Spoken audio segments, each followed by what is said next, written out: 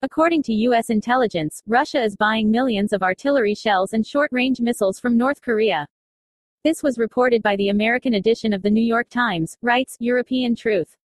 The purchase of ammunition from the DPRK became known a few days after Russia received the first batches of Iranian-made drones. Russia's decision to turn to Iran and now North Korea is a sign that U.S. and European sanctions and export controls are preventing Moscow from getting supplies for the army, U.S. government officials said. The United States has provided few details regarding declassified intelligence about the precise weapons, timing, or size of the shipment ordered from North Korea. A U.S. official said that in addition to short-range missiles and artillery shells, Russia will try to purchase additional North Korean equipment in the future. The Kremlin should be alarmed that it has to buy anything from North Korea at all, said Mason Clark, head of the Russian group at the Institute for the Study of War. Both Iran and North Korea are largely cut off from international trade due to U.S. and international sanctions, meaning neither country has anything to lose by making deals with Russia. Any agreement to buy weapons from North Korea is a violation of UN resolutions aimed at banning the spread of weapons from Pyongyang. An unnamed U.S. official said the new agreement with North Korea showed Moscow's desperation. Frederick W. Kagan, a military expert at the American Enterprise Institute, said the turn to North Korea is a sign that Russia can't seem to produce the basic hardware needed to wage war. In August, Vladimir Putin sent a letter to the North Korean leader saying he wanted to deepen relations. Ukraine severed diplomatic relations with North Korea after Pyongyang recognized the independence of the territories occupied by Russia. Over the past week, Germany has handed over the Cobra radar station and 5 Gepard anti-aircraft self-propelled artillery installations to Ukraine. Radar technology from Cobra, counter-battery radar, is an artillery reconnaissance system and allows the detection of enemy howitzers and mortars of caliber 80 mm. According to estimates, the radar will be able to detect 40 firing positions in 2 minutes. Experts estimate the cost of the Cobra system at €50 million. Earlier it was reported that Germany could transfer 3 to 5 Cobra radar stations to Ukraine, but Berlin announced the preparation of only one such system. The Gepard anti-aircraft self-propelled artillery can fire 35 mm shells at a rate of up to 1,000 rounds per minute.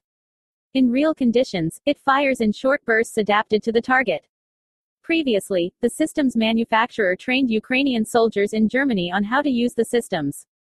In mid-July, official Berlin published a list of weapons it still plans to deliver to Ukraine, including 30 Gepard air defense systems.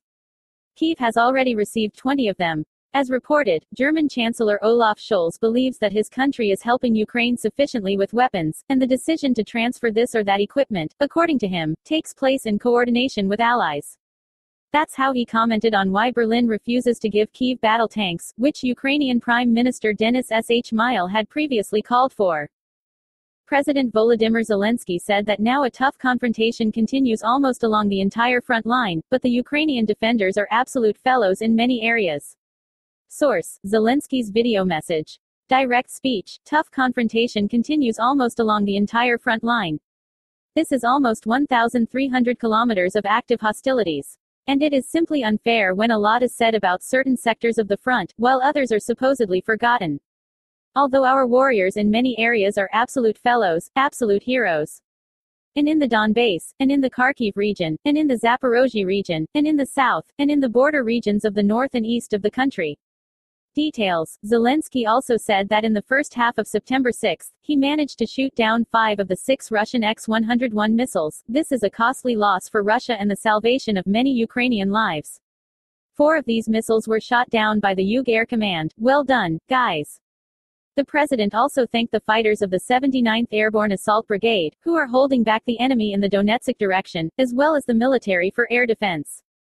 The United States does not consider the proposal to include Russia on the American list of countries sponsoring terrorism effective.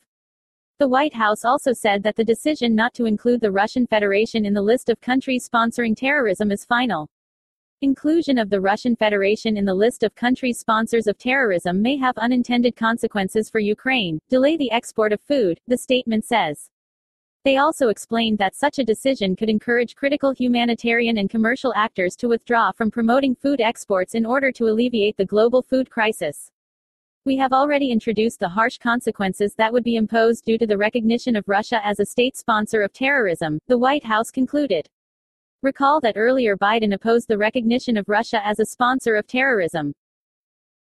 German Chancellor Olaf Scholz has rejected Ukrainian Prime Minister Denis Shmyhal's request for additional heavy weapons. About this, according to European Truth, the German edition of Welt became aware of the Ukrainian government circles. It was, in particular, the supply of the most modern Leopard 2 tanks by the German industry.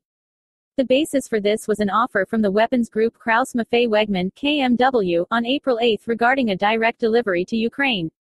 At that time, the company had already agreed to supply 100 Leopard 2A7 tanks to Ukraine, including spare parts and training blocks for soldiers, for a total of €1.55 billion, because the first tanks could be delivered 36 months after the conclusion of the contract. However, Scholz did not promise such supplies, but rather remained general and vague in a conversation with Shmyhal. The Chancellor expressed absolutely no desire to change his negative position on the supply of tanks, the source said.